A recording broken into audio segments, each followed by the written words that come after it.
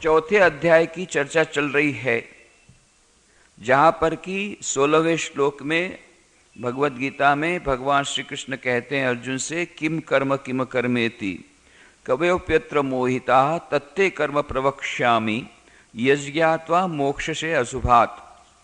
कर्म क्या है, अकर्म क्या है, इस विषय में बुद्धिमान व्यक्ति भी मोहित होते हैं।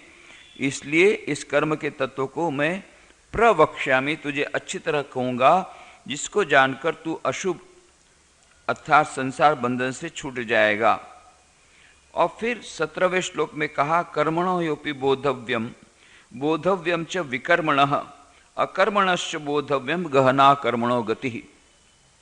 कर्म का स्वरूप भी जाना चाहिए, अकर्म का स्वरूप भी जाना चाहिए और विकर्म का स्वरूप भी जाना चाहिए, क्योंकि कर्म की गति अति गहन है।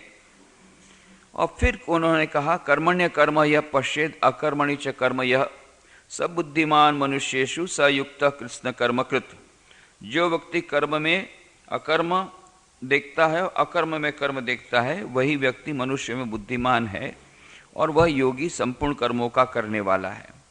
इन 3 श्लोकों पर की हम विस्तृत चर्चा पिछली की चर्चाओं में कर रहे हैं, क्योंकि हमने कहा कि कर्मयोग का यह हार्द है। कर्म का रहस्य हमें बतलाता है। दैनंदिन जीवन में हमें नित्य नैमित्तिक कार्य करने ही पड़ते हैं, हमारे कर्तव्य कर्म करने पड़ते हैं, नित्य कुछ कर्म करने पड़ते हैं, नैमित्तिक कर्म करने पड़ते हैं। परंतु इन कर्मों के भीतर भी कुछ कर्म रहते हैं, कुछ अकर्म रहते हैं, कुछ विकर्म रहते हैं। तो कर्म को हम किस प्रकार से विकर्म के द्वारा अकर्म तक ले जा सकें और इस अकर्म के विकर्म के विभिन्न अर्थों को हमने जानने का प्रयत्न किया। साधारण अर्थ तो हमने यही लिया, कर्म माने हमारा स्वधर्म या जो अच्छा कर्म या जो कर्म हम कर रहे हैं।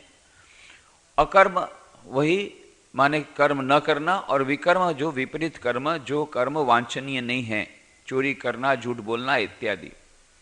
परंतु गहन उसका अर्थ यह भी है, विकर्म माने विशेष कर्म, विशेष प्रकार से किया गया कर्म, विक्षणता पूर्वक का किया गया कर्म, दक्षता पूर्वक किया गया कर्म। जहाँ की योगा कर्म सु कौशलम भगवान श्री कृष्ण ने गीता में कहा था, उस प्रकार से दक्षता पूर्वक किया गया कर्म हमें अकर्म, वह कर्म माने किया न कर्म न करना नहीं, परंतु अकर्म माने नैष्कर्म की स्थिति में पहुंचा देगा। जब हम कर्म न करते हुए भी कर्म के बंधन से नहीं बंधते हैं और उस अकर्म की स्थिति में पहुंच जाते हैं, उस अंतिम परिस्थिति में पहुंच जाते हैं जहां हमें कर्म का बंधन, कर्म का फल का बंधन एवं कर्म का बंधन हमें नहीं लगता। और इस प्रकार से कर्म करते हुए भी हम कर्मों के बंधन के, कर्मों से जहर से हम अलिप्त रह करके उसी कर्म के द्वारा संसार में बंधन न होते, बंधन में न पड़ते हुए भी उसके विपरीत हम मुक्ति को प्राप्त कर सकते हैं। केवल उस दृष्टिकोण को बदल करके उस कर्म को विशेष प्रकार से कर्म करने से हम किस प्रकार से उस अकर्म की ओर जा सकते हैं, इसकी भी चर्चा हमने की थी। और यह अकर्म विकर्म ये 2 शब्दों से जुड़ा हुआ है, प्रवृत्ति और निवृत्ति। अधिकांश जो ज्ञानी जन हैं वे यही कहेंगे हमें निवृत्ति ले लेनी चाहिए। यह निवृत्ति माने वो जो 60 साल की साल में जो निवृत्ति लेते हैं, रिटायरमेंट, वो निवृत्ति नहीं है। वो तो रिटायरमेंट के बाद भी फिर टायर्ड होते हैं, फिर रिटायर्ड होते रहते हैं और फिर बहुत प्रकार के काम में लगे रहते हैं, वो रिटायरमेंट नहीं है। ये निवृत्ति लेना, जो कर्म से निवृत्ति लेना, उसका हम लोग इसी प्रकार से मानते थे कि जो कर्मों से निवृत्ति लेकर के बाद में जंगल चले गए, कोई भी प्रकार का काम नहीं किया, सिर मुंडा लिया और सन्यासी हो गए, और इस प्रकार से केवल प्रभु का नाम लेना, ध्यान करना, यही काम किया, उसके अलावा और कोई काम नहीं किया, और उसको हम लोग कहते हैं उन्होंने निवृत्ति ले ली। निवृत्ति मार्ग के हम, और ज्ञानी जन जो कहते हैं वो कहते हैं हम तो निवृत्ति मार्ग के उपासक हैं। ये प्रवृत्ति में जब तक रहोगे, संसार के झमेलों में रहोगे, तब तक तुम्हें मोक्ष की प्राप्ति नहीं होगी। मुक्ति की यदि प्राप्ति करनी है तो हमें निवृत्ति मार्ग को अपनाना ही पड़ेगा। यह मानो हमारी पारंपरिक यह बातें हैं। इसीलिए किसी भी सन्यासी को जब वे लोग प्रवृत्ति में देखते हैं तो जो पारंपरिक सन्यासी लोग हैं उन्हें बड़ा शौक लगता है, बड़ा सदमा पहुंचता है, बहुत दुखित होते हैं कि यह क्या, सन्यासियों को सभी प्रकार की प्रवृत्तियों से परे होना चाहिए, और हम देखते हैं तो घोर प्रवृत्ति में लीन है। अभी भी आज भी कितने भी सन्यासी हैं जो विशेष करके रामकृष्ण मिशन के सन्यासी को देखते हैं तो कहते भाई वो सन्यासी है ही नहीं, उनको कौन सन्यासी बोलता है, ये तो दिन रात वो तो भगे लगते रहते, अपने कामकाज में लगे रहते हैं, हम वो संसारी में उनमें भेद क्या है, कोई भेद नहीं है। इसलिए वो यही समझते हैं कि ये तो ये ठीक ठीक सन्यासी नहीं है। ठीक सन्यासी तो वही होगा जो निवृत्ति मार्ग का उपासक होगा, सभी कर्मों से निवृत्ति ले लेगा, केवल प्रभु का चिंतन, केवल आत्मचिंतन, अहम ब्रह्मास्मि, तत्वमसि, इन प्रकार के जो महावाक्य हैं इन पर चिंतन करेगा दिन रात, तो वही सच्चा सन्यासी या वही सच्चा साधक है। परंतु कर्मों में लिप्त रहना और साथ साथ में कहना कि भाई हमने सन्यास ले लिया, ठीक नहीं है। इसका कारण यह है कि यह जो हमारी पारंपरिक हमारी जो परंपरा चली आ रही है उसमें हम लोगों ने बाहर के शब्दों के अर्थ को ही पकड़ा, पर उसके शब्दों के अर्थ हार्द में हम ही नहीं जाते। वैसे तो हमारे शास्त्रों में उसके प्रकार से इशारा तो किया गया, पर उसको अर्थ को हम समझ नहीं पाए। हमने बाहर के अर्थ को पकड़ करके उसी के ऊपर आज हजारों वर्षों से, सदियों से हम उसी पारंपरिक अर्थ को लगे रहे। और स्वामी विवेकानंद ने कहा हमारे देश का जो पतन हुआ, पतन का कारण क्या है, इतना महान हमारा वेदांत का वह हमारी फिलॉसफी, इतना महान वेदांत का हमारा दर्शन, इतनी महान हमारी संस्कृति, इतनी हमारी इतनी आध्यात्मिक धरोहर, उसके बावजूद भी 1000 साल की गुलामी हमें सहन करनी पड़ी। उसका कारण क्या है? कारण स्वामी विवेकानंद बताते हैं कि हम लोगों ने अपने शास्त्रों को ठीक से समझा नहीं, इस प्रवृत्ति और निवृत्ति के शब्दों को ठीक से समझा नहीं। हम प्रवृत्ति का अर्थ यही समझ रहे थे कि भाई जो कर्म करना वही प्रवृत्ति है, और निवृत्ति माने कर्मों से निवृत्ति लेना, यही निवृत्ति है। परंतु वह प्रवृत्ति निवृत्ति नहीं है। और इसीलिए सभी लोग विशेष करके जब जैन धर्म और बौद्ध धर्म का वैदिक काल में हम नहीं देखते, वैदिक काल में भारत अत्यंत महान था, प्रत्येक क्षेत्र में महान था, संस्कृति के क्षेत्र में, अध्यात्म के क्षेत्र में, संगीत के क्षेत्र में, कहानी लेखन के क्षेत्र में, अर्थ धन, इतनी संपदा, इतने सारे वहां पर कीड़े ये सब थे, लूटने के लिए लोग आते थे। यह भारत अत्यंत प्रत्येक क्षेत्र में महान था, architecture, sculpture, engineering, technology, science, mathematics, geography, history, geometry, सभी क्षेत्र में, मेडिकल साइंस, सर्जरी, सभी क्षेत्र में भारत महान था वैदिक काल में, जब हमने अपने धर्म का ठीक पालन किया। पर बाद में जैन धर्म और बौद्ध धर्म के प्रभाव में आकर के सभी लोगों ने यही किया कि भाई हमारे जीवन का उद्देश्य मोक्ष प्राप्ति, मोक्ष प्राप्ति के लिए निवृत्ति ले लो, और निवृत्ति ले लो, सभी कर्मों से निवृत्ति लेना।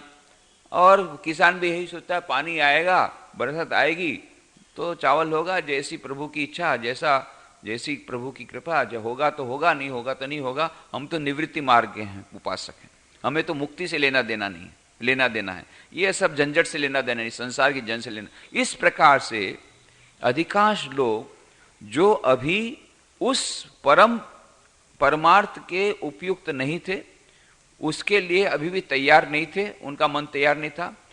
मन से तो घोर आसक्त थे संसार में, पर बाहर से निवृत्ति मार्ग का आश्रय ले लिया और घोर तमोगुण में डूब गया। सारा देश घोर तमोगुण में डूब गया। इस निवृत्ति मार्ग को अपनाने के चक्कर में, मुक्ति के उस आदर्श को, उस उच्चतम आदर्श को ग्रहण करने के चक्कर में सारा देश एकदम घोर तमोगुण में डूब गया। आकर के सबसे पहले जब विदेश आए तो एक ही मंत्र दिया, उठो जागो, उठो जागो। एक ही मंत्र दिया कि तुम लोग कब तक सोते रहोगे, ये तुम लोग जो अभी सोच रहे हो कि हम लोग बहुत बड़े सयाने हैं, हम लोग ज्ञानी हैं, इस मूर्खता को छोड़ दो। तुम लोग घोर तमोगुणी हो। पहले तो रजोगुण को लो, रजोगुण के बाद सत्वगुण आएगा, उसके बाद फिर त्रिगुणातीत अवस्था, बाद में मुक्ति की बात करना। खाने को 2 रोटी नहीं है, पहने को कपड़े नहीं है, भूखे नंगे, और अपने आप को बोलते हो कि हम ये मुक्ति प्राप्त करने के लिए जाएंगे। अरे जिसके मन में आसक्ति है वो कभी भी मुक्ति प्राप्त नहीं कर सकता। पहले जो कुछ संसार में भोगना है भोगो, और फिर अनासक्ति प्राप्त करो, और फिर उस मुक्ति को प्राप्त करो। जिसको तुम सोच रहे हो सत्वगुण, सत्वगुण में भी बाहर में कोई क्रिया नहीं होती, वहां पर निवृत्ति है। वो निवृत्ति और ये आसक्ति वाली जो निवृत्ति, ये दोनों में जमीन और आसमान का अंतर है, नॉर्थ पोल और साउथ पोल का अंतर है, उत्तर ध्रुव और दक्षिण ध्रुव का अंतर है, एवं अत्यंत अंधकार और अत्यंत प्रकाश, ये दोनों के बीच का जितना भेद है उतना ही भेद ये दोनों के बीच में है। इसलिए स्वामी विवेकानंद ने कहा कि यह हम लोग जो सोचते हैं, यह निवृत्ति प्रवृत्ति, उसका हम लोगों ने अर्थ गलत समझ लिया, इसलिए देश हमारा डूब गया। तो इसलिए तत्ते कर्म प्रवक्ष्यामि, भगवान श्री कृष्ण ने आज से 5000 साल पहले कहा कि हे अर्जुन, मैं तुझे अच्छी तरह समझाऊंगा। फिर भी हम लोग अच्छी तरह नहीं समझे, उल्टा समझे। इतना अधिक करके श्री कृष्ण भगवान ने समझाया कि कर्म अकर्म विकर्म को अच्छी तरह समझ ले अर्जुन। तू जो समझता है कि मैं भिक्षा पात्र लेकर रहूंगा, युद्ध नहीं करूंगा, जीवन की समस्याओं से मैं लोहा नहीं लूंगा, उनसे नहीं जूझूंगा, मैं तो बस एकदम संन्यास ले लूंगा, भिक्षा पात्र ले लूंगा, परंतु मुझे लड़ना नहीं है, यह तेरी बेवकूफी है, मूर्खता है। यह निवृत्ति नहीं है, यह निवृत्ति का ढोंग है, कभी निवृत्ति नहीं होगी। अभी तेरे मन में पूरा तमोगुण भरा हुआ है, रजोगुण भरा हुआ है, तब तक तू उस सत्व की प्राप्ति नहीं कर सकेगा। पहले उस प्रवृत्ति और निवृत्ति को समझ। इस प्रकार से कर्म अकर्म विकर्म का भेद भगवान श्री कृष्ण ने वहां बताया, पर हम लोग उसको सही नहीं समझ पाए। उसको अपने अपने प्रकार से विभिन्न भाष्यकारों ने अपने अर्थ लिए, परंतु यह जो प्रवृत्ति निवृत्ति, उसके हम गहने अर्थ में जाएंगे तब हम समझेंगे कि वहां पर जो निवृत्ति है वो मात्र बाहर की निवृत्ति नहीं है। बाहर कर्म करते हुए भी कोई अत्यंत निवृत्त हो सकता है, और बाहर से कोई कर्म न करते हुए भी कोई अत्यंत प्रवृत्त हो सकता है। तो ये प्रवृत्ति निवृत्ति क्या है? अष्टावक्र संहिता में कहते हैं, अष्टावक्र गीता में, निवृत्तिरपि मूढ़स्य प्रवृत्ति रूप जायते प्रवृत्तिरपि धीरस्य निवृत्ति फल भागिनी। मूर्खों की निवृत्ति हठ या मोह के कारण कर्म जो विमुक्ता भी प्रवृत्ति को जन्म देती है, और ज्ञानी जनों की प्रवृत्ति कर्मयोग भी निवृत्ति का फल प्रदान करती है। यह बात अष्टावक्र संहिता में कही गई थी। भगवान श्री कृष्ण के संदेश को ठीक से यदि हम समझें तो जिसको हम निवृत्ति, जो अधिकांश लोग निवृत्ति की बातें कहते हैं, भाई हमने तो निवृत्ति ले ली, हम तो बस अब चले गए, हिमालय में चले गए, गुफा में चले गए, जंगल में चले गए, तो क्या करते हैं?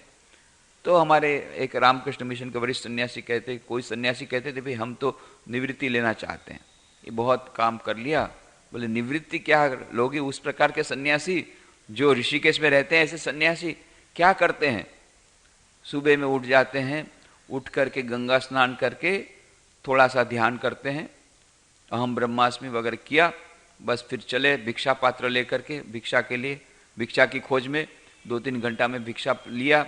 वो भिक्षा लेकर के उसके बाद में वह वहाँ पर गंगा के तट पर बैठ करके अन्य साधुओं के साथ, भाई आज कहाँ भंडारा है, उसके बारे में सोचा, उसके बारे में चर्चा हुई। यह करते करते शाम हो गई, शाम को थोड़ा सा ध्यान किया, उसके बाद में फिर सो गए।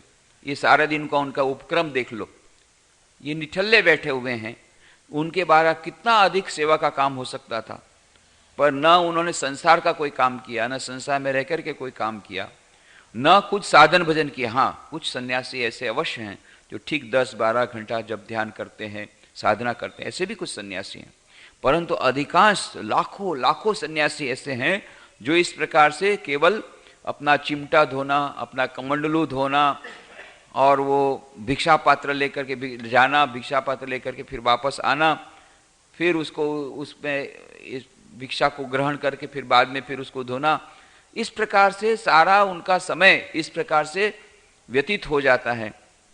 तो यहां पर कहा गया अष्टावक्र संहिता में, अष्टावक्र गीता में, निवृत्तिरपि मूढ़स्य प्रवृत्ति रूप जायते प्रवृत्तिरपि धीरस्य निवृत्ति फल भागिनी। मूर्खों की निवृत्ति हठ या मोह के कारण कर्म से विमुक्ता। यह किस प्रकार की विमुक्ता है? भगवान श्री रामकृष्ण देव कहानी बताते थे, उदाहरण देते थे, इसको उनका नाम उन्होंने दिया था मरकट वैराग्य। तो कितने प्रकार के वैराग्य होते हैं, तो उसमें से एक का नाम है मरकट वैराग्य, मरकट वैराग्य या श्मशान वैराग्य। यह गए वहाँ पर, अपने किसी संबंधी के उसकी मृत्यु हो गई, तो वहाँ श्मशान घाट में जाकर के देखा, जिस संबंधी को अभी तक देखते थे वही संबंधी अभी चिता पर पड़ा हुआ है और राख हो गया उसका, 2-3 घंटे में तो खत्म हो गया। अरे इसी का नाम जीवन है, इसी का नाम शरीर है? नहीं नहीं, ये तो नश्वर है, ये शरीर नश्वर है, जीवन नश्वर है, क्षणभंगुर जीवन है। नहीं नहीं, हमें अभी संसार नहीं करना है। सीधा चला गया वहाँ से बनारस, वाराणसी। अब यहाँ पर तो स्मशान से वापस आए ही नहीं, सब परिवार वाले सब चिंता में हैं, कहा आए नहीं आए नहीं। 10-15 दिन तक रोते रहे, कहाँ गए थे स्मशान घाट में, वापस ही नहीं आए। उसके बाद में फिर 15-20 दिन बाद लेट पत्र आता है, तुम लोग चिंता मत करना, मैं यहाँ बनारस आया हूँ, अच्छी नौकरी मिल गई, तुम लोग को बुला लूंगा। हो गया खत्म। 1 या 2 दिन तक वह मरकट वैराग्य, श्मशान वैराग्य, जब तक श्मशान में है तब तक वो वैराग्य टिकता है, फिर वो चला जाता है। तो यह जो मूढ़ या हठयोगी, हठ या मोह के कारण जो लोग कर्म से विमुख होते हैं, वो कहते हैं उनकी जो निवृत्ति है वो प्रवृत्ति को जन्म देती है, और ज्ञानी जनों की प्रवृत्ति कर्मयोग भी निवृत्ति का फल प्रदान करती है। परंतु इसकी बहुत ही सुंदर व्याख्या स्वामी विवेकानंद जी ने कर्मयोग के ग्रंथ में की है। बहुत ही इस प्रकार का हम ये कह सकते हैं कि वही भगवान श्री कृष्ण जो गीता का संदेश देकर के हमें कर्म का रहस्य समझाते थे, उसको हम नहीं समझ पाए, और आज की आधुनिक भाषा में स्वामी जी ने हमारे आधुनिक परिप्रेक्ष्य में जो बातें कही है वो अत्यंत मानो क्रांतिकारी बातें उन्होंने कही है। उन्होंने ये कहा कि यह जो प्रवृत्ति और निवृत्ति जो शब्द हैं, ये प्रवृत्ति निवृत्ति शब्द को हमको अच्छी तरह समझना पड़ेगा। साधारण प्रकार से समझने से नहीं होगा। प्रवृत्ति माने कर्म में प्रवृत्त हुए, और निवृत्ति माने कर्मों से निवृत्त, कर्मों से हम निवृत्त हो गए, माने कर्म करना छोड़ दिया। यह उसका अर्थ नहीं है। स्वामी विवेकानंद एक क्रांतिकारी अर्थ बताते हैं। स्वामी जी बोलते हैं कर्मयोग के ग्रंथ में, संस्कृत में 2 शब्द हैं, प्रवृत्ति और निवृत्ति।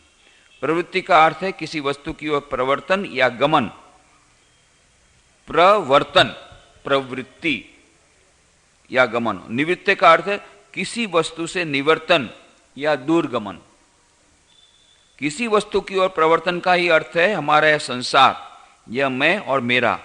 इस मैं को धन संपत्ति, प्रभुत्व, नाम यश द्वारा सर्वदा बढ़ाने का प्रयत्न करना, जो कुछ मिले उसी को पकड़ रखना, सारे समय सभी वस्तुओं को इस मैं रूपी केंद्र में ही संग्रहित करना, इसी का नाम है प्रवृत्ति। यह प्रवृत्ति ही मनुष्य मात्र का स्वाभाविक भाव है। यह मानो प्रत्येक मनुष्य का स्वाभाविक भाव है। सभी यही चाहते हैं, मैं, बस चहुं ओर से जो कुछ मिले उसे लेना और सबको केंद्र में एकत्रित करते जाना, और वह केंद्र है उसका अपना मधुर अहम। जब यह वृत्ति घटने लगती है तब निवृत्ति का उदय होता है, तभी नीति और धर्म का आरंभ होता है। प्रवृत्ति और निवृत्ति दोनों ही कर्म स्वरूप हैं। एक असत कर्म है और दूसरा सत कर्म है।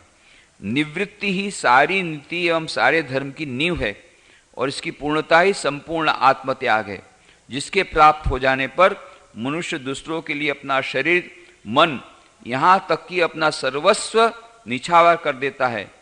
तभी मनुष्य को कर्मयोग में सिद्धि प्राप्त होती है। सत्कार्यों का यही सर्वोच्च फल है। और फिर स्वामी विवेकानंद ने जो बातें कही है इसी के संदर्भ में प्रवृत्ति निवृत्ति समझाते समय आज तक किसी भी धर्मोपदेशक ने इस प्रकार की क्रांतिकारी बात नहीं कही है। स्वामी क्या कहते हैं, किसी मनुष्य ने चाहे एक भी दर्शन शास्त्र न पढ़ा हो, किसी प्रकार ईश्वर में विश्वास न किया हो और अभी भी न करता हो, चाहे उसने अपने जीवन भर में एक बार भी प्रार्थना न की हो, परंतु केवल सत्कारों की शक्ति उसे यदि उस अवस्था में ले जाए जहां वह दूसरों के लिए अपना जीवन और सब कुछ उत्सर्ग करने को तैयार रहे, तो हमें समझना हो चाहिए कि वह उसी लक्ष्य को पहुंच गया है जहां एक भक्त अपनी उपासना द्वारा तथा एक ज्ञानी अपने ज्ञान द्वारा पहुंचता है। तो इस प्रकार से स्वामी जी कहते हैं ज्ञानी, कर्मी और भक्त तीनों एक ही स्थान पर पहुंचते हैं, एक ही स्थान पर आकर मिलते हैं। और वो स्थान क्या है? स्थान है आत्मत्याग, सेल्फ एब्डिगेशन, आत्मत्याग। विभिन्न दर्शनों और धर्मों में आपस में कितना ही मतभेद क्यों न हो, जो व्यक्ति अपना जीवन दूसरों के लिए अर्पण करने को उद्यत रहता है, उसके समक्ष सभी मनुष्य ससंभ्रम उठ खड़े होते हैं, उसके सामने भक्ति भाव से माथा नवाते हैं। तो यह हमने कहा है कि जो स्वार्थ परायणता ही वह संसार है, निस्वार्थता ही धर्म है। इसके बाद में और भी स्वामी जी ने कर्मयोग में बहुत ही चित्र समझाया। धर्म क्या है? धर्म और कुछ नहीं, unselfishness is the test of religion. धर्म की एकमात्र कसौटी निस्वार्थता। यदि कोई व्यक्ति निस्वार्थ सेवा करता है, निस्वार्थ कर्म करता है, तो वह निवृत्ति में है। कितनी भी प्रवृत्ति करता हो वो निवृत्ति में है। दूसरा व्यक्ति कोई प्रवृत्ति नहीं करता, निठल्ला बैठा है, परंतु वह घोर प्रवृत्ति है। क्यों? वह आसक्ति में है। वह आसक्ति से भरा हुआ यदि है तो वह प्रवृत्ति में है। इसीलिए वहां पर उन्होंने, स्वामी जी ने यह भी कहा था कि इसीलिए कहा जगत एक चीज है और ईश्वर दूसरी। यह भेद बिल्कुल सत्य है। ब्रह्म सत्य, जगत मिथ्या। ब्रह्म सत्य है, जगत मिथ्या है, इसलिए जगत का त्याग करो। पर ये जगत क्या है? ये जगत नहीं। तो जगत माने, जगत से उनका तात्पर्य है स्वार्थ परायणता। ये स्वार्थ परायणता का त्याग करना है, जगत का त्याग नहीं करना। जगत के प्रति, संसार के प्रति जो आसक्ति है, स्वार्थ परायणता, उसको त्याग करना है। इसीलिए स्वामी जी ने कहा दो शब्द हैं, संसार और ईश्वर। संसार का त्याग करना है, ईश्वर को हमें लेना है। तो संसार माने क्या? संसार माने स्वार्थ परायणता। ईश्वर माने क्या? निस्वार्थता। यही ईश्वर है। ये नई डेफिनेशन, पूरी नई डेफिनेशन। स्वामी विवेकानंद युग दृष्टा थे। आज तक इस प्रकार की डेफिनेशन किसी ने नहीं दी। धर्म की ऐसी डेफिनेशन नहीं दी, ऐसी व्याख्या नहीं की, ईश्वर की ऐसी व्याख्या नहीं की, कर्मयोग की ऐसी व्याख्या कभी नहीं की किसी ने। आज के आधुनिक मानव के लिए उन्होंने पूरी क्रांतिकारी परिभाषाएं दे दी। क्या कहा उन्होंने? कि जगत से उनका तात्पर्य स्वार्थ परायणता, निस्वार्थता ही ईश्वर है। और फिर कहते हैं स्वामी जी, एक मनुष्य चाहे रत्न खचित सिंहासन में आसीन हो, सोने के महल में रहता हो, पर यदि वह पूर्ण रूप से निस्वार्थ है तो वह ब्रह्म में स्थित है।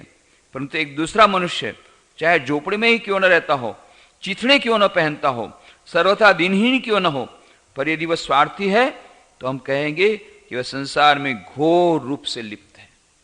तो बाहर से देखने से पता नहीं पड़ेगा कि कौन कर्मयोगी है कि कौन नहीं।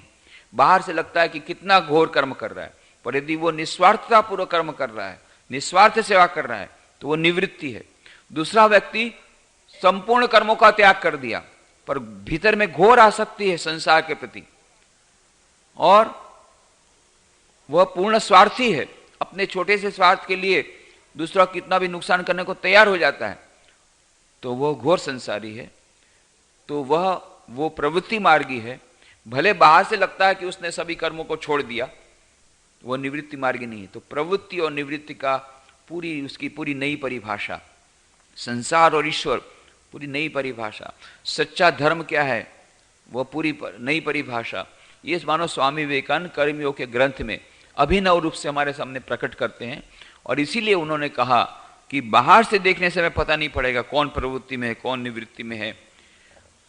किम कर्म कर्मेति अकर्म, ये कहा जो भगवान श्री कृष्ण, वही बात भगवान स्वामी विवेकानंद ने हमारे इस युग में कही कि बाहर से देखने से पता नहीं पड़ेगा।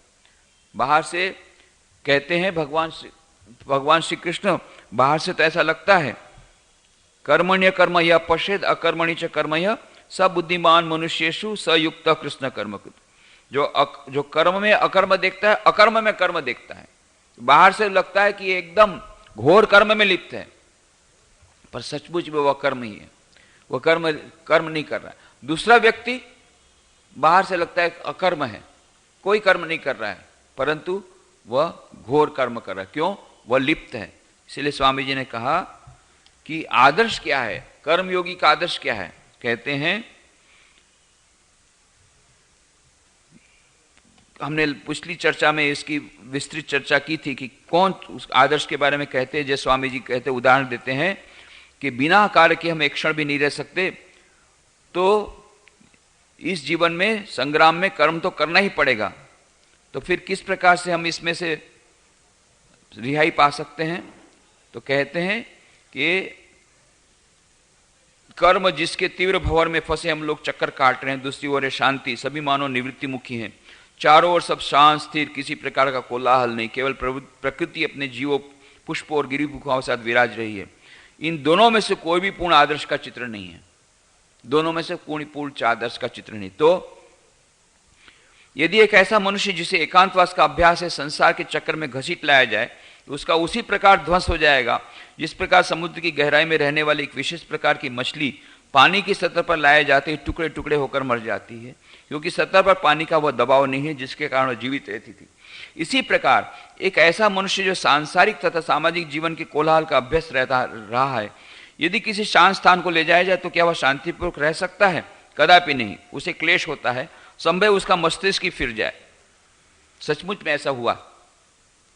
हमारे रामकृष्ण मिशन में, बहुत वर्ष पूर्व की बात है, रामकृष्ण मठ मिशन के 10वें परमाध्यक्ष हमारे वीरेश्वरानंद जी महाराज के साथ कुछ ब्रह्मचर्य की बातें हो रही थी। तो ब्रह्मचर्य उस एक ऐसा वर्ष में एक दिन ऐसा होता था जहाँ पर ब्रह्मचारी लोग कुछ भी प्रश्न पूछ सकते थे, और महाराज एकदम इनफॉर्मली मिलते थे सबको, और बहुत अच्छे इसमें माहौल में, उसमें एकदम फ्रैंकली कोई भी प्रश्न पूछो सब उसके बातचीत होती थी। उसी समय किसी ने कहा, भाई कोई मानो स्वामी विवेकानंद ने तो ये जो कहा कि चार योग हैं, उसमें से जिसको जो योग पसंद पड़े उसकी साधना करें। रामकृष्ण मिशन का चिन्ह देखा है, उसमें चारों योग की बातें हैं।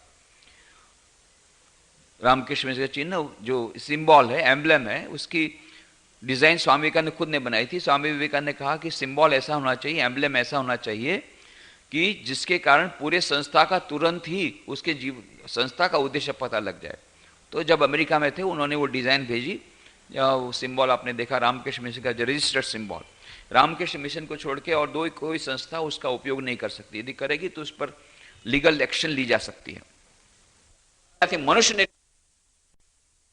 अपनी हेयर स्टाइल रखवानी, नीचे लिखा हुआ है तन्नो हंस प्रचोदयात्। कहने का मतलब सांप है वो कुंडलिनी शक्ति का प्रतीक है, क्योंकि कुंडलिनी शक्ति मूलाधार से सहस्त्रार की ओर जो सांप के आकार में सर्पाकार वो घूमते घूमते ऊपर पहुंचती है, इसलिए कुंडलिनी शक्ति का जागरण होता है। वो राजयोग का प्रतीक है। सांप कुंडलिनी शक्ति का प्रतीक है, जाप राजयोग का प्रतीक है। कमल का फूल ये भक्ति का प्रतीक है, भक्ति योग का प्रतीक है।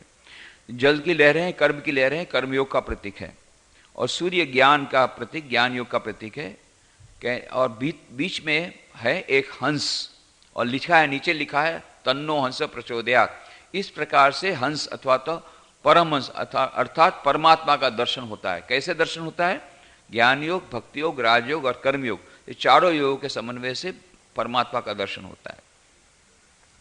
तो इसलिए स्वामी विवेकानंद ने कहा जिसको जो योग पसंद पड़े उसकी साधना करो। पर रामकृष्ण मिशन में जो सन्यासी बनेंगे उनके लिए उन्होंने कंपल्सरी कर दिया, कर्मयोग कंपल्सरी है।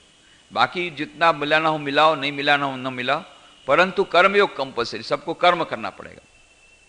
तो एक ब्रह्मचारी कहता कि भाई मुझे तो केवल राजयोग अच्छा, मुझे केवल भक्ति योगी अच्छा लगता है, राजयोग अच्छा लगता है, मैं तो सारा दिन ध्यान करना चाहता हूँ, तो मुझे ये कर्मयोग तो पसंद नहीं है। तो इस प्रकार से उसको समझाएगा, पर वो नहीं माना। बोले नहीं, मैं ये तो सब प्रवृत्ति की बातें, फिर वहीं संसार छोड़ के आया, फिर दूसरा संसार है, फिर वही सब काम करो। नहीं नहीं, ये झंझट, अकाउंट्स करना, ये करना, वो दूसरों की सेवा करना, हॉस्पिटल, ये सब क्या, ये सब छोड़ के आया झंझट में, वही सब्जी। अरे एक बार ब्रह्मचारी वहाँ ज्वाइन किया, उसके बाद में उसको पहला काम यही सब देते हैं, किचन में देते हैं, मंदिर में देते हैं, तो चंदन घिसता है, तो सरकारी काटता है, उसके बाद में फिर उसको बड़े बड़े काम देते हैं। एक ब्रह्मचारी की माँ आई मिलने के लिए, उसको वापस ले जाने के लिए। जाकर देखा ब्रह्मचारी जो बना है नया, वो तो सब्जी काट रहा है। अरे तुझे सब्जी काटना है, तुझे सब्जी काटनी थी तो मैं, तू चल मेरे साथ, मैं तुझे इतनी सारी सब्जी दूंगी काटने के लिए, तो इसके लिए तो यहाँ आया है। वो समझते कि सब्जी ही काटना, ये सब्जी काटना यही बोले इतना ही, इसके लिए तो आया। अरे मैं सोची थी भगवान का नाम लेने के लिए आया। अरे भगवान का नाम तो सुबह शाम लेते हैं, पर काम करना पड़ता है। तो ये बाहर के लोग समझते नहीं कि प्रवृत्ति निवृत्ति का यह जो, तो स्वामी जी ने कर्मयोग कहा कि नहीं नहीं, हमको तो ये सब जमेगा नहीं, हम तो आए निवृत्ति मार्ग वाले हैं। बस गया, हिमालय में चला गया। बहुत उसको समझाया गया था कि भाई तुम ये सब नहीं, ये स्वामी विवेकानंद ने सोच समझ कर निकाला है। करोड़ों में एकाध मनुष्य ऐसा रहता है जो सचमुच में उस राजयोग के लिए या उस घोर उस ज्ञान योग के लिए जो समर्थ है। नहीं है ऐसा नहीं है, पर बहुत कम है। अधिकांश लोग ढोंगी हैं, इसलिए ढोंग न करते हुए, और फिर अचानक यदि कोई इस प्रकार से कुंडली शक्ति चढ़ाने का प्रयत्न करे आर्टिफिशियली, तो बहुत उसमें भयंकर, इसमें डेंजर भी है, भय भी रहा है, पर वो नहीं माना। सचमुच में बाद में वो गया और हिमालय में जाकर के तपस्या करने लगे, अपनी इच्छा के अनुसार पागल हो गया, उसका मस्तिष्क चकरा गया काम से। ऐसे बहुत सारे केस हैं। उनको समझाया जाता है कि हमको धीरे धीरे कर्म करते करते, निष्काम करते करते चित्त शुद्धि करके हमको उस साधना के अनुसार हमारे मन को बनाना पड़ता है, ट्रेनिंग लेनी पड़ती है। इसलिए हमारे यहाँ राम पहले 9 साल की ट्रेनिंग देते, उसके बाद में फिर संन्यास दीक्षा देते हैं।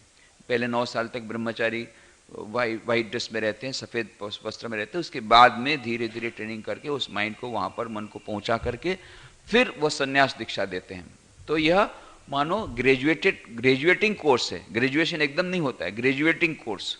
पहले प्राइमरी स्कूल, फिर सेकेंडरी स्कूल, फिर हाई स्कूल, एकदम से जंपिंग करके सब बोलते हैं हम डॉक्टरेट बन जाए, हमको पीएचडी चाहिए। और पहले पहला स्टैंडर्ड तो पढ़ नहीं, पहले पहला स्टैंडर्ड नहीं पढ़ना, जूनियर केजी वो भी नहीं, सीनियर केजी वो भी नहीं, सबको डायरेक्टली सबको पीएचडी चाहिए, एकदम कुंडलिनी जागरण और सीधा मोक्ष। यम नियम आसन प्राणायाम प्रत्याहार धारणा ध्यान कुछ नहीं, सीधा समाधि चाहिए सबको। कोई एकदम 8वें सोपान में सबको कूदना है। इसी के कारण यह सब जितनी समस्याएं होती है। और एक हमारे ब्रह्मचारी था, ये स्वामी तुरानंद जी उस समय थे बनारस में हॉस्पिटल में, तो सभी को हॉस्पिटल का काम करना पड़ता था। तो एक ब्रह्मचारी जी का भाई मुझे ये हॉस्पिटल का काम बस पसंद नहीं है, मैं तो केवल भगवान का नाम लूँगा, भगवान का ध्यान करूँगा, उसीलिए मैंने घर बार छोड़ा है, ये मुझे पसंद नहीं है। बहुत समझाया कि देखो चारों योग का समन्वय करना है, धीरे धीरे सब होगा, धीरे धीरे तुम अपना समय बढ़ाओ। नहीं माना। तब तुरानंद जी महाराज उस समय थे रामकृष्ण देव के जो 16 पार्षद शिष्य हैं उसमें से एक तुरानंद जी स्वामी विवेकानंद के गुरु भाई, उनके पास केस लाया गया कि बोले ये ब्रह्मचारी बोलता मैं काम नहीं करूंगा, मैं तो केवल साधन भजन करूंगा। ठीक है, कोई बात नहीं, बिल्कुल ठीक बात, बहुत अच्छी बात है, तुम केवल साधन भजन करना कहा, बहुत अच्छा, वेरी गुड, बहुत बढ़िया। तो ठीक है, अभी देखो वो पास में एक वो छोटा कमरा है, उसमें उसको बंद कर दो और वहां पर खिड़की में से उसको खाना दिया जाएगा, कोई किसी से बात नहीं करेगा, 24 घंटा तुम जप ध्यान करो, किसी से लेना देना नहीं, किसी की ओर देखना नहीं, किसी से बात मत करना, कुछ नहीं करना, बस एकदम जप ध्यान में डूब जाओ। और उसको खाना भी बाहर से दिया जाएगा। तो बस उसको दिया गया, ब्रह्मचारी भी खुश। 1 दिन गया, 2 दिन गया, उसको अन्य से खाना थी, किसी के साथ बातचीत करना तो मना ही है, कुछ नहीं। तीसरे दिन जाकर के देखता है, तुरानंद जी महाराज जब जा रहे देखा ब्रह्मचारी बाहर आकर के पक्षियों के साथ बात कर रहा है। तुरंत कान पकड़ा, क्यों रे?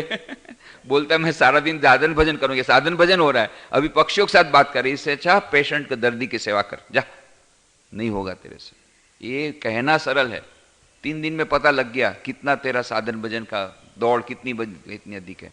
बोलना सहज है, करना बहुत मुश्किल है। 24 घंटा भगवान में ध्यान लगाना ये सबके लिए संभव नहीं। इसीलिए स्वामी जी ने रामकृष्ण मिशन स्थापना की, शिव ज्ञान से जीव सेवा, जिससे दूसरों की भी सेवा होगी और यहाँ से साधना करते करते, दूसरों की सेवा करते करते, चित्त शुद्धि करते करते उस साधना पर हम सिद्धि पर पहुँचेंगे। तो स्वामी जी ने यहाँ पर बताया कि ये दोनों में से कोई भी हमारा आदर्श नहीं है। आदर्श क्या है? कहते हैं कि आदर्श पुरुष तो वह है जो परम शांत एवं निस्तब्धता के बीच भी तीव्र कर्म का तथा प्रबल कर्मशीलता के बीच भी मरुस्थल की शांति एवं निस्तब्धता का अनुभव करते हैं। उन्होंने संयम का रहस्य जान लिया है, अपने ऊपर विजय प्राप्त कर चुके हैं। किसी बड़े शहर की भरी हुई सड़कों के बीच से जाने पर भी उनका मन उसी प्रकार शांत रहता है मानो वे किसी निःशब्द गुफा में हों, और फिर भी उनका मन सारे समय कर्म में तीव्र रूप से लगा रहता है। यही कर्मयोग का आदर्श है, और यदि तुमने यह प्राप्त कर लिया है तो तुम्हें वास्तव में कर्म का रहस्य ज्ञात हो गया है। कर्म का रहस्य यही है कि भयंकर कोलाहल के बीच में भी परम शांति का अनुभव, और परम शांत वातावरण में भी भयंकर कर्मशीलता, इस प्रकार से जो कर सके अपने जीवन में, यह है स्वामी विवेकानंद के कर्मयोग का आदर्श। और यह एक जिसे हम कहते हैं काल्पनिक आदर्श नहीं है, हमारे सामने ठोस उदाहरण है भगवान श्री कृष्ण, उसके उदाहरण है। कितना भयंकर कोलाहल हो रहा है, युद्ध का कितना भयंकर कोलाहल, कितना चारों ओर इधर घोड़े हाथी हिनहा रहे हैं, शंख बज रहा है, मारो काटो सब हो रहा है। उसके बीच में अर्जुन जो जनरल, सबसे बड़ा जनरल, बोलता मैं युद्ध नहीं करूंगा। कैसी भयंकर परिस्थिति, उसके बीच भी भगवान श्री कृष्ण हंस रहे हैं। प्रहसन्नि भारत, हंसते हुए कहते हैं कि ये अशोचन अनोशोचस्तम प्रज्ञावादाश भाषसे गतासु न गतासु नानुशोचन्ति पंडिता। अरे तू बात तो बड़ी पंडितों की कर रहा है अर्जुन, पर काम तो तेरा पंडितों जैसा नहीं है। पंडित लोग कभी शोक नहीं करते, जो मरे हैं उसके लिए भी नहीं, और जो नहीं मरे हैं उसके लिए। तू तो शोक कर रहा है, बातें बड़ी बड़ी पंडितों की कर रहा है। हंसते हुए कहते हैं कैसी भीषण परिस्थिति, कितना बड़ा टेंशन हो जाना चाहिए कि इस आर्मी का सबसे बड़ा जनरल आकर के बोलता मैं युद्ध नहीं करूंगा, और सचमुच में गांडीव रख दिया और टेक करके नीचे बैठ गया। उस समय जो सारे इसके बीच में सेंट्रल फिगर है भगवान श्री कृष्ण, उसकी क्या दशा होगी, कितना टेंशन। उस समय भी हंस रहे हैं। यह मानो कर्मयोग का आदर्श। घोल कोलाहल के बीच में भी वे शांत हैं, और जहां शांति है वहां पर भी वे उन घोर कर्मशील हैं। वे खुद युद्ध में भाग नहीं ले रहे हैं, परंतु घोर कर्मशील हैं। स्वामी विवेकानंद, उनका स्वयं का उदाहरण बताया पिछले वक्त। अमेरिका में ट्राम में बैठे हैं, कैसा भयंकर कोलाहल, अमेरिका की बड़ी बाजार, कितनी बाजार, खुद ने उदाहरण दिया है। बाजार के बीच में भी जो कर्मशाला, उसमें भी वो ध्यान में डूब गए। डूबे तो ऐसे डूबे, कई बार ऐसा हुआ, एक बार नहीं। जाकर के ट्राम वाला बोलता है कहाँ जाना है, बोले मुझे तो वहां जाना था। बोले वो तो कब का चला गया स्टेशन, अभी तो अंतिम स्टेशन आएगा, अभी वापस चलो। ऐसे कई बार हुआ। ध्यान में मग्न, पिछली बार बताया था, अपने देह का बोध नहीं, बॉडी कॉन्शियस नहीं, बार बार आईने की ओर जाते हैं। और वो फिर बाद में उनको लगता है कि जिन्होंने लेक्चर के लिए उनको बुलाया था, उनको लगा रे क्या बात है आज, क्या स्वामी जी बहुत सज रहे हैं। नहीं, मैं भूल जाता हूँ, जैसे ही आईने के बाहर आ जाता हूँ, आईने के सामने से निकल तो मैं भूल जाता हूँ मेरे पास देह है। जब तक मुझे देह का भान नहीं होगा मैं कैसे भाषण दूंगा। इतनी देह शून्यता का, देह जो कि है, उस देह ज्ञान की ऐसी शून्यता उस समय घोर कोलाहल के बीच में। यह मानो स्वामी विवेकानंद उसका उदाहरण है, माँ शारदा देवी उसका उदाहरण है। किस प्रकार के कोलाहल के बीच में माँ रहती थी। कितनी बहनें आकर के बोलती स्वामी जी आप लोग बड़े भाषण देते हैं, बहुत अच्छा है, आप लोगों को पता नहीं है, यहाँ पर आपको तो कितना अच्छा वातावरण, मेडिटेशन हॉल में जाओ, अपने आप मेडिटेशन हो जाता है। हमारे घर में आकर देखिए, सुबह सुबह तो एकदम महाभारत मचा रहता है, एकदम महाभारत मचा रहता है। उधर उसको ऑफिस में जाना है, इसको स्कूल में जाना है, बच्चों को तैयार करना है, वो दौड़, वो चिल्ला रहा है हमारा मोजा नहीं मिल रहा, हमारा बूट नहीं मिल रहा, बोले ये हमारे स्कूल बैग नहीं मिल रही, उसका ये नहीं मिल रहा है, और इधर सब चिल्ला रहे हैं, सब एक दूसरे को चिल्ला रहे हैं। ऐसे महाभारत जमा रहता है, सास बहू पर चिल्ला रही है, बहू सास पर चिल्ला, कितना सब चिल्लाहट हो रही है। उसके बीच में भगवान का नाम लेना, पूजा पाठ करना, ये आप लोग नहीं समझेंगे। हम लोगों के संसारियों की बात आप क्या समझेंगे, वाले बात बिल्कुल सच है, हम तो नहीं समझेंगे। पर हाँ, माँ शारदा का जीवन चरित्र हमारे पास है, ये आप ले लीजिए, पढ़िए। माँ शारदा का संसार कैसा था। आपके पास कितने लोग हैं, 2 या 3 लोग हैं। माँ के पास कितने लोग रहते थे, 10, 12, 15 लोग उनके परिवार में थे, और एक एक से एक बढ़ करके, एक एक से एक बढ़ करके। उनके साथ एक थी सुरबाला, पगली मामी। उसका नाम पगली मामी इसलिए था कि माँ को सब माँ कहते थे। माँ का भाई था जो अभयचरण, उसको सब लोग मामा बोलते थे, मामा के जितने भाई थे उनको मामा बोलते थे। तो मामा का जो भाई थे, जो माँ के भाई थे अभयचरण, वो मर गए थे, तो उनकी पत्नी विधवा हो गई सुरबाला। जब वो उस दुख के कारण वो पागल हो गई, तो पूरी पागल थी, पूरी की पूरी पागल, 100% पागल, जैसे पागल हम लोग समझते हैं। एक बार तो माँ को मारने आई, जलती हुई लकड़ी लेकर के मारने आई, और इतनी गाली देती थी, चिल्लाती थी, इतना जोर से चिल्लाती थी, इतनी जोर से गाली देती थी। माँ शांत सब काम कर रही है। और फिर उसकी लड़की थी राधु, वो राधु अपनी माँ के पास नहीं जाती थी, राधु केवल माँ शारदा के पास जाती थी, सुरबाला के पास, अपनी खुद की माँ के पास नहीं जाती थी। उसके कारण भी सुरबाला उनको बहुत बोलती थी, मेरी बच्ची को तुमने फुसला करके अपने पास रख लिया है। और फिर वो राधु को संभालती थी कि उसके कितने प्रकार के नखरे रहते थे राधु के, वो सब माँ संभालती थी। और राधु भी कभी कभी बैंगन लेकर के माँ की पीठ पर मारती, वो सब माँ सहन करती थी। राधु भी बहुत चिल्लाती थी, वो आधी पागल थी। 2 भतीजियां थी, इतनी अच्छी थी, इतने लक्षण अच्छे थे कि दोनों ससुराल से वापस आ गई थी। ससुराल में तो उसको कोई रखने वाला नहीं था, तो वापस आ गए, तो वो भी माँ के साथ रहती थी। ये भी चिल्लाने वाली, दोनों आपस में हमेशा झगड़ती रहती थी, नलिनी और माकू हमेशा झगड़ती, छोटी छोटी बातों में झगड़ती, चिल्लाती रहती थी। ये सब, ये दोनों 25% पागल, और ये गोलाब माँ 12.5% पागल। पागल नहीं थी पर चिल्लाती थी जोर जोर से, गुस्से में आती थी तो इतना जोर से चिल्लाती थी। ये सब 12.5% पागल, 25% पागल, 25% पागल, 50% पागल, और ये 100%। इन सब पागलों के बीच में माँ शारदा देवी रहती थी। ये सब चिल्लाते रहते थे, माँ शांत निर्विकार भाव से सब बात कर माँ ने दिखा दिया इतने कोलाहल के बीच में भी कर्मयोग कैसे होता है। और सारा दिन कर्मयोग करती है, परंतु कोई उनके मुंह पर कोई इस प्रकार की कोई रेखा नहीं कि बहुत मानो थक गई है।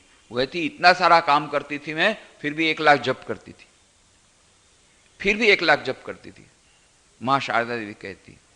तो ये सब इतना काम करने के बावजूद भी कोई उनके चेहरे पर थोड़ी सी भी यह इस प्रकार की थकान की भावना नहीं दिखती है। स्वामी शारदानंद जी महाराज, ये स्वामी विवेकानंद के गुरु भाई थे, वे उसी उद्बोधन भवन में रहते। कलकत्ता में उद्बोधन भवन है जहाँ माँ शारदा देवी ऊपर रहती थी। ऊपर में इतना शोर गुल होता रहता था, सब गुलाब माँ जोर जोर से चिल्ला रही है, माँ को नलिनी लड़ रही है, इधर ये राधु जोर से चिल्ला रही है, उधर राधु की माँ सुरबाला चिल्ला रही, ये इतना सारा शोरगुल हो रहा है ऊपर में। नीचे में स्वामी शारदानंद जी, उस समय रामकृष्ण मठ में जनरल सेक्रेटरी, वो छोटी सी उनकी जो छोटा सा कमरा, उसमें से छोटी सी उनकी जो वहां पर छोटी सी गद्दी, उसमें बैठ करके वो रामकृष्ण लीला प्रसंग पुस्तक लिखते हैं। उस समय पुस्तक लिख रहे हैं, ऊपर में इतना शोरगुल हो रहा है। तो एक बार भक्त ने कहा कि महाराजा इतना शोरगुल, इसमें आप कैसे एकाग्र करते मन को? मन की कितनी एकाग्र, लीला प्रसंग पढ़िए, अद्भुत ग्रंथ, कितना गहन ग्रंथ है, कितनी गहन गहन बातें उस रामकृष्ण लीला प्रसंग में हैं। तो इतना गहन ग्रंथ आप लिख रहे हैं, इतने सारा शोरगुल ऊपर हो रहा है, तो आपको डिस्टर्ब नहीं होता है? तो स्वामी शारदा ने छोटा सा उत्तर दिया, देखो भाई, मैंने अपने कानों को समझा दिया है कि तुम्हारे मतलब की बातें केवल सुनना, जो तुम्हारे मतलब की बातें मत सुनना, बस हो गया। कितना कितना प्रभुत्व अपनी इंद्रियों पर, कि कान को उन्होंने समझा दिया कि तुम्हारे मतलब की बातें सुनना, बाकी की बातें मत सुनना। तो कानों ने फिल्टर कर दिया, कोई आवाज उनको नहीं जाता, बाहर ऊपर इतना शोरगुल हो रहा है, वो अपना लिख रहे हैं। कितनी अधिक वो मन की तन्मयता, इतने भयंकर शोरगुल के बीच भी वो शांत है, शांत चित्त है। तो स्वामी विवेकानंद बोलते वही आदर्श कर्मयोगी है, जो भयंकर शोरगुल के बीच में, बाजार में खड़ा इतना शोरगुल हो रहा हो, बाजार के बीच में भी हो, फिर भी वह शांत, और उधर शांत वातावरण में भी भयंकर कर्मशील। उसने कर्मयोग का रहस्य जान लिया। तो ये जो स्वामी भगवान श्री कृष्ण ने गीता में जो संदेश दिया, जो दिया, किम कर्मेति, तो किम कर्म क्या है, अकर्म क्या है, विकर्म क्या है, उसके बारे में जो भगवान श्री कृष्ण ने बताया। और जो अकर्म में कर्म दिखता है, कर्म में अकर्म दिखता है, वही सच्चा मनुष्य है, वही बुद्धिमान है, और वही मुक्त हो जाता है। उसका अर्थ हमें अच्छी तरह समझाते हैं स्वामी विवेकानंद कर्मयोग की किताब में, उनके पिता के माध्यम से, अपने जीवन के माध्यम से, और भगवान श्री रामकृष्ण के जो पार्षद हैं उनके जीवन के माध्यम से हमें यह और अधिक तरह हम उसका अर्थ समझ सकते हैं। और आज भी कितने रामकृष्ण मठ में सन्यासियों को हमने देखने का सुअवसर मिला। स्वामी वीरेश्वरानंद जी महाराज रामकृष्ण मठ में 10वें परमाध्यक्ष थे, कितना कर्म करते थे, परंतु कोई थकान का नामो निशान नहीं। इतने भयंकर कोलाहल के बीच में भी उनको कभी देखा नहीं गया वो डिस्टर्ब है। स्वामी रंगनाथानंद जी हमारे जो 13वें अध्यक्ष थे, सारे विश्व में जाते हैं, कितने उपदेश, कितने प्रकार के वर्ल्ड टूर्स, कितने लेक्चर्स देते हैं, परंतु कहीं पर थकान का नाम निशान नहीं और इस प्रकार का कोई उद्वेग नहीं, उनके चेहरे पर कोई उद्वेग नहीं। उसके बाद में रंगनाथानंद जी महाराज के बाद में आए 14वें अध्यक्ष स्वामी गहनानंद जी महाराज, उनके साथ कुछ काम करने का मौका मिला। बेलूर मठ में जब मैं था 2 साल, तो वहां पर स्टेट डिपार्टमेंट में देखता था। हमारे यहाँ स्टेट डिपार्टमेंट है पूरी। लोग क्या करते हैं, भक्त लोग हैं ना, वो कुछ भक्त लोग बहुत अच्छे रहते हैं, वो क्या करते हैं कि उनका कोई मकान रहता है, तो बोले हमको तो पुण्य अर्जन करना है, तो मरते समय विल लिख के जाते हैं कि मैं मर जाऊं, उसके बाद मेरा मकान रामकृष्ण मिशन को मिले और उसमें जो आमदनी हो उसमें से 50% रोहड़ा में जो अनाथ आश्रम है वहाँ जाए और 50% रांची में जो सैनिटोरियम है वहाँ पर दर्दियों के लिए सेवा में लगे। इस प्रकार का विल करके वो तो मर गए। अब हम लोग यहाँ पर मर गए। अब वो विल लेकर के अब स्टेट डिपार्टमेंट में सारे सर विल इकट्ठे हुए। अब जा करके खोजो उनका मकान, जा करके मकान देखा तो वो तो किराए पर दिया हुआ है और किराया तो पटाते नहीं, पटाते हैं तो 15-20 रुपये किराया, 50 साल पहले का 50 रुपये किराया और वो इलेक्ट्रिक बिल 200 रुपये का। तो अरे भाई ये तो उल्टा हो गया, वो 200 रुपये के बिल जाए हमको पेमेंट करना पड़ेगा और वो 50 रुपये किराया देंगे और निकलने का तो नाम नहीं। अब केस करो, एविक्शन केस, उनको निकालो, इस प्रकार के सब कोर्ट केस करो, बाद में निकाल करके फिर जैसे निकले उसके बाद में उसको बेचो। वो बेच करके जो 5-10 लाख मिला उसको फिर फिक्स डिपॉजिट में रखो, फिर हर साल उसमें से जितना इंटरेस्ट आता है उसमें 50% रोहड़ा भेजो, 50% सैनिटरियम भेजो दर्दियों के लिए। ये सब काम हमारा है। ऐसा बड़ा स्टेट डिपार्टमेंट है। वो स्टेट डिपार्टमेंट मुझे देखना पड़ा था 2 साल। तो हमारे जो इमीडिएट बॉस थे, मेरे इमीडिएट बॉस थे उस समय असिस्टेंट सेक्रेटरी रामकृष्ण मठ मिशन के स्वामी गहनानंद जी महाराज, उस समय असिस्टेंट सेक्रेटरी थे। बाद में वो जनरल सेक्रेटरी हुए, बाद में वाइस प्रेसिडेंट हुए और बाद में फिर वे 14वें प्रेसिडेंट हुए रामकृष्ण मठ मिशन के, स्वामी गहनानंद जी महाराज। उनकी किताब यहाँ पर है। तो अभी उनकी महासमाधि हुई 2 वर्ष पूर्व ही। तो ये उस समय असिस्टेंट सेक्रेटरी थे। तो उनका वो अलग अलग 4 असिस्टेंट सेक्रेटरी, सबको अलग अलग डिपार्टमेंट दिए गए। उनका डिपार्टमेंट वो स्टेट डिपार्टमेंट था, तो मैं उनको स्टेट डिपार्टमेंट मुझे देखना था, उनसे मिलने जाना पड़ता, उनके पास से मुझे इंस्ट्रक्शन लेने पड़ते थे। और उनके पास दोहरी जवाबदारी थी। वो असिस्टेंट सेक्रेटरी भी थे पूरे रामकृष्ण मठ मिशन के, और रामकृष्ण मिशन का बहुत बड़ा हॉस्पिटल है सेवा प्रतिष्ठान, उसका भी इंचार्ज वही थे, उनके सेक्रेटरी थे। रामकृष्ण हॉस्पिटल 550 बेडेड हॉस्पिटल, 550 वहां पर बेड्स हैं। बहुत बड़ी रिसर्च इंस्टीट्यूट है, विवेकानंद रिसर्च इंस्टीट्यूट है, बहुत बड़ा नर्सिंग सेंटर है और रोज हजारों पेशेंट आते हैं वहां पर, निःशुल्क उनकी सेवा की जाती है। इतनी बड़ी हॉस्पिटल, कितना बड़ा उसमें कारोबार, कितनी नर्सेस, कितने डॉक्टर्स, कितने पेशेंट, ये सब का मैनेजमेंट, ये अपने आप में एक बहुत बड़ी बात है। उसको अब फिर पूरे वर्ल्ड के रामकृष्ण मठ मिशन के जितना पूरी समस्याएं उनके पास आती हैं, क्योंकि वो असिस्टेंट सेक्रेटरी हैं, खास करके स्टेट डिपार्टमेंट की सब बातें, तो अत्यंत व्यस्त रहते थे। तो उनका ऑफिस तो सुबह शुरू हो जाता था 8 बजे से लेकर के फिर 11:30 बजे तक। तो सब लोग का जब भोजन की घंटी बजती तब उनके बाद फिर वो दूसरी बैच में खाते थे। हम लोग पहली बैच में, वो दूसरी बैच में खाते थे। बैच में खाने के बाद थोड़ा सा विश्राम लेने के बाद फिर अपनी ऑफिस में बैठते थे, फिर तुरंत चले जाते थे वहां पर। ये सुबह का कार्यक्रम हो बेलूर मठ में, और फिर दोपहर को चले जाते थे, खाना खा के तुरंत चले जाते थे वहां सेवा प्रतिष्ठान। वहां जाकर के वहां पर काम निपटा करके कितनी बार देखा कि वहां से शाम को 8 बजे तक में जितनी समस्याएं सब निपटा करके, डॉक्टर की, नर्सेस की, ये वो जो बूढ़े पेशेंट हैं उनको देखने भी जाते थे, जो बूढ़े स्वामी जी लोग थे उनको देखने जाते थे, कुछ पेशेंट को देखने थे, ऐसा सब करके दर्दियों का दर्शन करके सब ठीक ठीक उपचार चल रहा। नहीं, ये पूरा जितनी समस्याएं, हजारों समस्याओं को निपटा करके, सुबह तो इतनी समस्या निपटाई यहाँ पर बेलूर मठ में ऑफिस में कितनी सारी समस्याएं, और फिर शाम को ये प्रकार समस्या निपटा, फिर वहां से जाते थे वकील के घर, वकील में जाकर के वो स्टेट डिपार्टमेंट, लॉ डिपार्टमेंट सब उन्हीं के पास था। वो लॉ की जितनी सारी बातें, वो रात को 8 बजे के पहले वकील मिलते नहीं थे, वो तो सारे दिन में 6 बजे आते, उसके बाद में अपना टाइम लेते हैं, वो 8 बजे के पहले टाइम नहीं मिलता है। 8 से 9, 9:30 तक उनके पास कंसल्टिंग करके फिर 10 बजे बेलूर मठ आए। और उसमें इतना ट्रैफिक जाम कलकत्ता में उस समय, अभी तो ट्रैफिक बहुत कम हो गया क्योंकि इतने सारे फ्लाई ओवर हो गए। उस समय मैं 10 साल पहले की बात बोल रहा हूँ, 20 साल पहले तो एकदम इतना ट्रैफिक। उसमें 2-2.5 घंटे बाद रात को 10, 10:30 बजे आए, जाकर के माँ का मंदिर तब तक बंद हो गया, फिर भी वहाँ प्रणाम किया, फिर अपने रूम में गए, वहाँ जाकर के स्नान किया, और उसके बाद में फिर खाना खाने बैठे 11 बजे। थोड़ा सा बहुत कम भोजन लेते थे, रात को 11 बजे भोजन।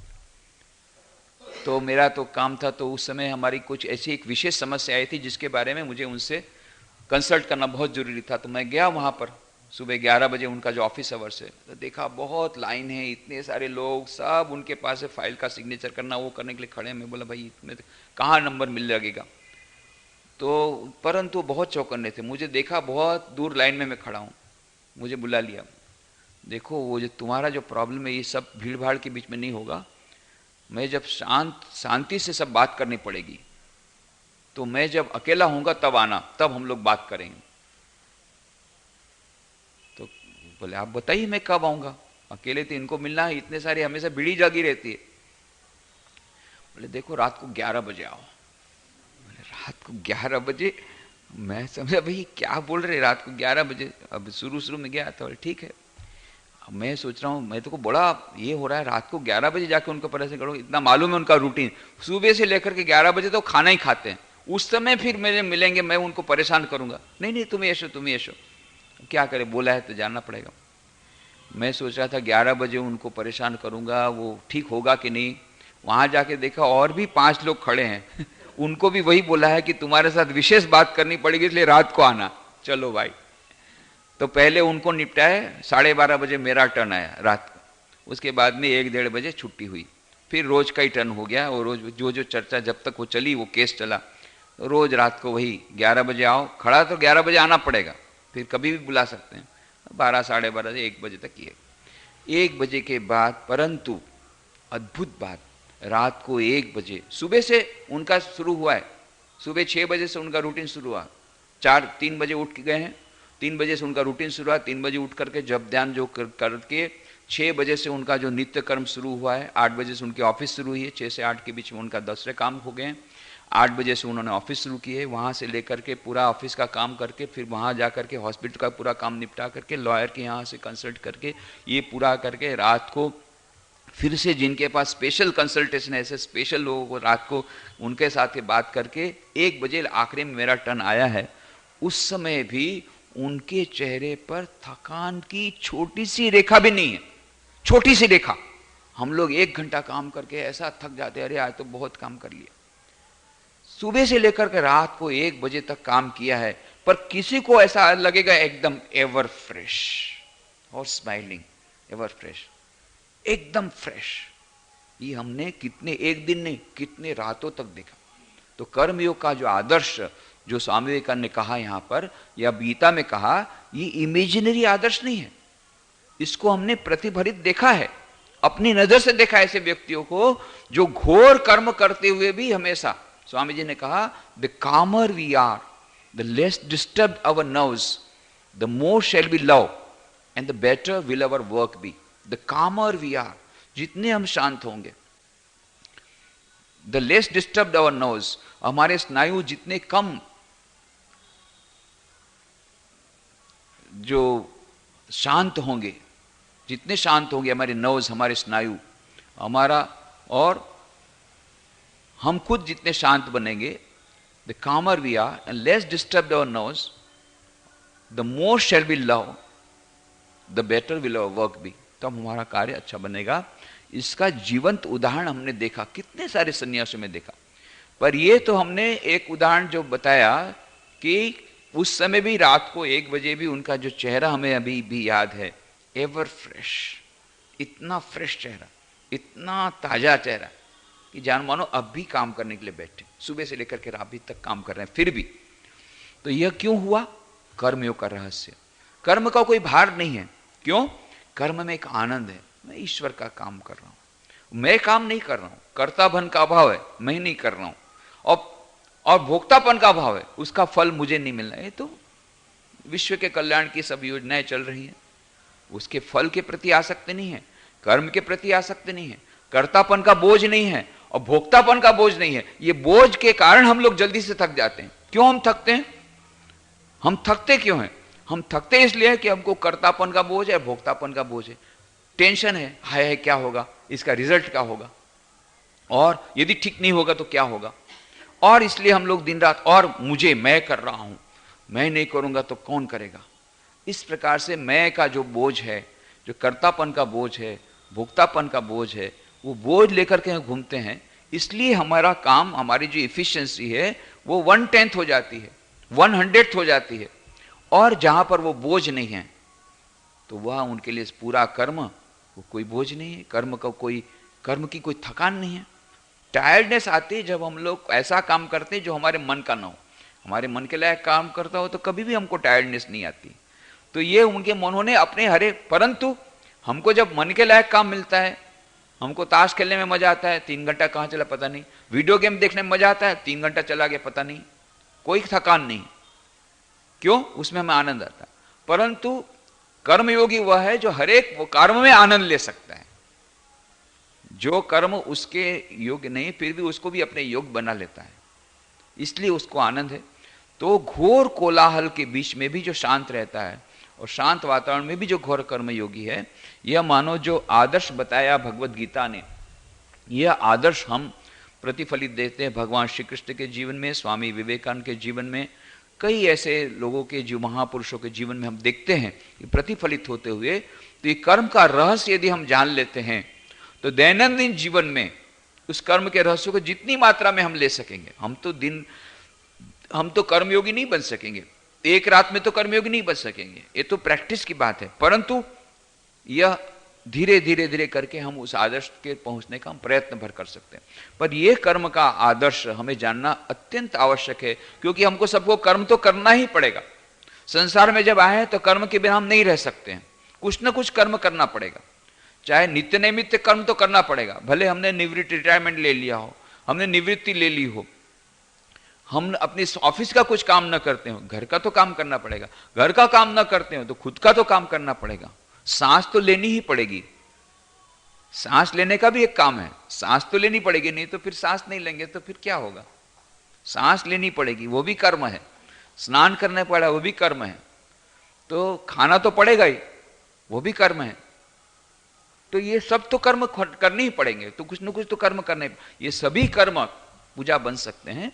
यह मानो गीता का बहुत सुंदर हमने रहस्य भगवान श्री कृष्ण में बताते हैं। और इसके बाद के श्लोकों में फिर से उस कर्मयोग को जानने से क्या फायदा होता है, क्या लाभ मिलता है, इसके बारे में भगवान श्री कृष्ण बताएंगे। उसकी चर्चा अगले रविवार को करेंगे। आज यही समाप्त।